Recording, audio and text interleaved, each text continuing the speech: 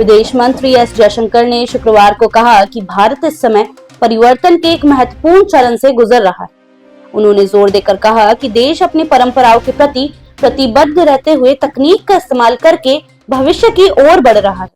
जयशंकर ने यह बात एक निजी चैनल द्वारा आयोजित इंडियन ऑफ द ईयर कार्यक्रम में कही, जहां उन्हें इंडिया फर्स्ट पुरस्कार से नवाजा गया। इस कार्यक्रम को संबोधित करते हुए जयशंकर ने भारत के आतंकवाद के प्रति बदले हुए रुख पर बात की।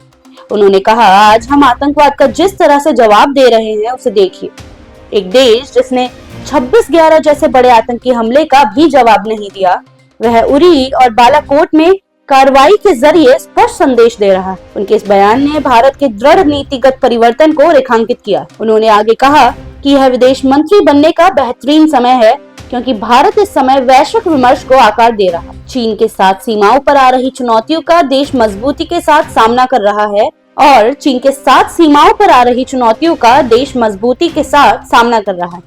उन्होंने आगे कहा कि ऐसे समय में विदेश में देश का चेहरा बनना सौभाग्य की बात है। इसके अलावा भारत में हो रहे सामाजिक और आर्थिक बदलावों पर बात करते हुए जयशंकर ने कहा कि देश में हर क्षेत्र और हर वर्ग को समान अवसर मिल रहे। उन्होंने कहा कि यह सफलता अब केवल अभिजात्य या महानगरीय क्षेत्रों तक सीमित नहीं है, बल्कि यह देश के हर हिस्से में देखने को मिल रही है। अमेरिका के पूर्व राष्ट्रपति डोनाल्ड ट्रंप की नीतियों को लेकर जताई जा रही आशंकाओं पर जयशंकर ने उन्हें निराधार बताया। भारत जापान फोरम में बोलते हुए उन्होंने कहा, ट्रंप जब पहली बार राष्ट्रपति बने थे तब क्वाड की शुरुआत विदेश मंत्रालय के अधिकारियों की बैठक के तौर पर हुई। उन्होंने कहा कि क्वाड को आगे बढ़ाने का श्रेय ट्रंप प्रशासन को दिया जाना चाहिए। उन्होंने बताया कि ट्रंप के पहले वर्ष में ही क्वाड देशों में उप विदेश मंत्रियों की पहली बैठक आयोजित की गई थी।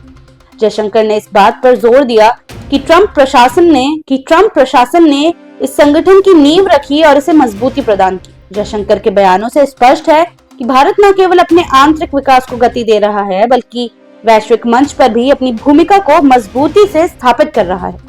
आतंकवाद से निपटने, चीन जैसी चुनौतियों का सामना करने और वैश्विक संगठनों में सक्रिय भागीदारी के माध्यम से भारत अपनी स्थिर और मजबूत छवि को आगे बढ़ा रहा है। अभी के लिए बस इतना ही। जुड़े रहिए हमारे साथ, देखते रहिए डियर इंडिया टीवी। धन्यवाद।